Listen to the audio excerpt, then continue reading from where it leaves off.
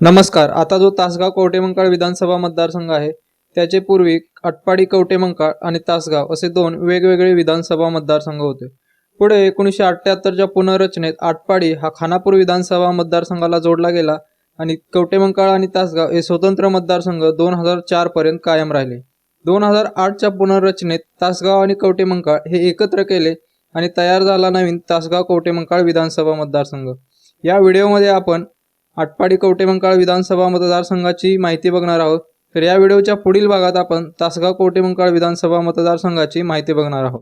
चला तर आटपाडी कवठेमंकाळ विधानसभा मतदारसंघाची माहिती बघायला आपण सुरुवात करूया। 1967 ला आटपाडी कवठेमंकाळ विधानसभा मतदारसंघातून BS कोरे यांनी विजय मिळवला। ते काँग्रेस या पक्षामधून विजयी झाले। 1972 ला आटपाडी कवठेमंकाळ विधानसभा मतदारसंघातून अण्णासाहेब उद्धव लेंगरे हे 51,891 एवढी मते घेऊन विजयी झाले।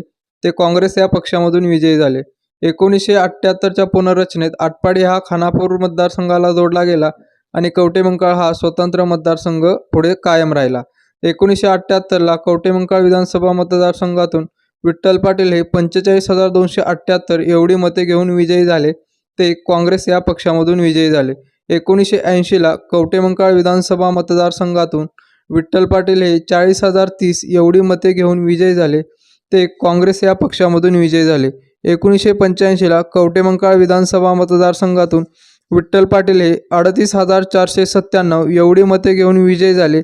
ते काँग्रेस या पक्षामधून विजयी झाले। 1990ला कवठेमंकाळ विधानसभा मतदारसंघातून शिवाजीराव शेंडगे हे विजयी झाले। त्यांना एकूण 48,962 एवढी मते मिळाली। ते काँग्रेस या पक्षामधून विजयी झाले। 1995ला कवठेमंकाळ विधानसभा मतदारसंघातून अजितराव घोरपडे हे अपक्ष विजयी झाले। त्यांना एकूण 72,619 एवढी मते मिळाली। 1999ला कवठेमंकाळ विधानसभा मतदारसंघातून अजितराव घोरपडे हे अपक्ष विजयी झाले। त्यांना एकूण 50,075 एवढी मते मिळाली। 2004ला कवठेमंकाळ विधानसभा मतदारसंघातून अजितराव घोरपडे हे विजयी झाले। त्यांना एकूण 72,597 एवढी मते मिळाली। ते काँग्रेस या पक्षामधून विजयी झाले। तर 2004 नंतर तासगाव आणि कवठेमंकाळ हे विधानसभा मतदारसंघ एकत्र केले गेले आणि नवीन एकच तासगाव कवठेमंकाळ विधानसभा मतदारसंघ तयार झाला। याची माहिती आपण या व्हिडिओच्या पुढील भागात बघणार आहोत।